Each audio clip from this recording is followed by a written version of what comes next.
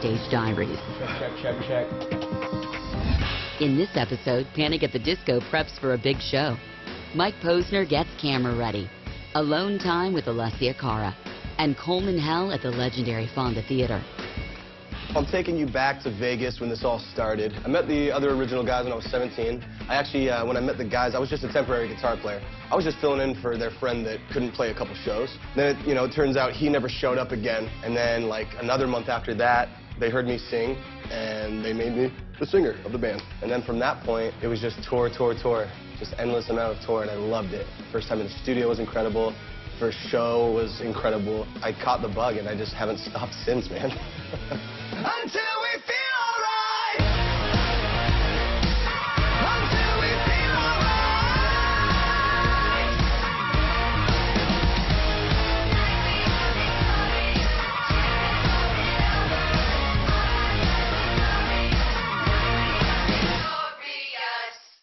What's up? I'm Brendan Urie from Panic at the Disco, and welcome to my Young Hollywood Backstage Diary. Panic at the Disco got their start back in 2004 with their hit song, I Write Sins, Not Tragedies. They became known for their extravagant wardrobes and their giant theatrical performances, which only catapulted their image and style. Yo, follow me. We're checking out this venue.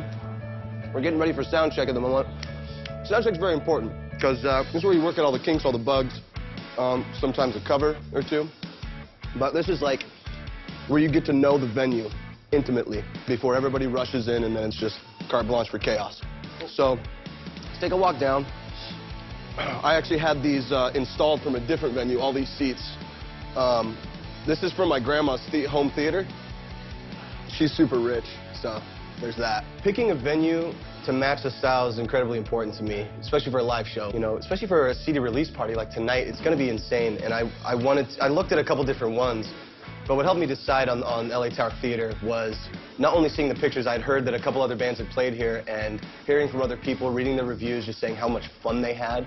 I like a more intimate setting, and so this holds maybe 800 people. I'm playing these shows with not a lot of production on stage, and so the venue needs to bring a lot more of the character into play, where it's just bare bones songs. I'm just giving these songs exactly how they are from the album, not too much flashiness from like, pyro or anything like that. So yeah, it helps to build this feel. As soon as you walk in the door, it's like transformed into this 1920s style. I'm a sucker for that turn of the century stuff, so there you go. Over the years, Panic at the Disco has sustained success because of their old fans. But with their new songs, they're attaining new fans. Hi, I'm Kelly, and I love Panic at the Disco. Hey, I'm Margot. I am a huge fan of Panic at the Disco, and we're at the Tower Theater in LA, and I'm psyched for the show. I got here at around 11 with my best friend, Ashley.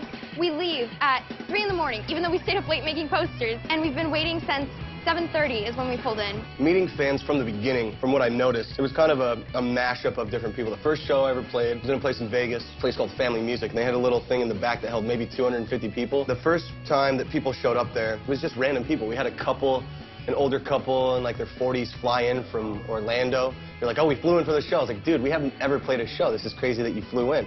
So from that happening at the first show, that was just daunting. I couldn't believe it. But now, I'll still see familiar faces in the front, you know what I mean? I'll see my barricade crew, and I love seeing the familiar faces. But even more than that, what also gets me excited is seeing younger kids, parents, older kids. Like, I just love seeing more people show up that I don't recognize, because then it's like, all right, I gotta be on. I can't fall into this, like, rest on my laurels comfort zone and just expect them to be impressed. Like, no, dude, I gotta bring it. The fans at a Panic at the Disco concert are yelling and screaming all the lyrics to their music. And this is because their songs are high energy and super emotional. I love Panic at the Disco just because they're so inspiring and their music is so moving. Their music has inspired me to become a musician of my own. They have really energetic, powerful music, and they have a really good live stage presence that just moves people, and it's really inspiring. Not only that, but they're not confined to one genre. I love the fact that they jump around, and it's a huge inspiration every single day. And they're kind of attractive too, so. Every time I play a live show, there's vulnerable moments for sure. But what I love more, especially with playing these new songs for the first time for people that haven't seen us play them live yet, there's a moment where the song means something to me apart from the live show, but when I'm playing it and I'm hearing them sing it back to me, it takes on an entirely new meaning, and that's exciting. That's crazy. It's kind of this indescribable thing. It's hard to really pinpoint a definition of it.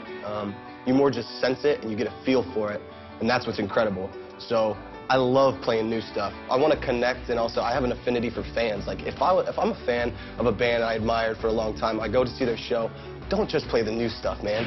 Give me the hits. If I go to see Weezer, don't just play your new stuff. Give me the stuff that I know, because I went there to have a good time. I want to watch you perform at your best, but you know, don't bore us, get to the chorus is what I always say. Just give me the hits, you know what I mean?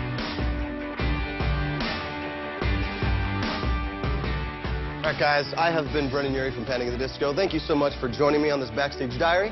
I hope you enjoyed yourself, and I will see you sometime soon.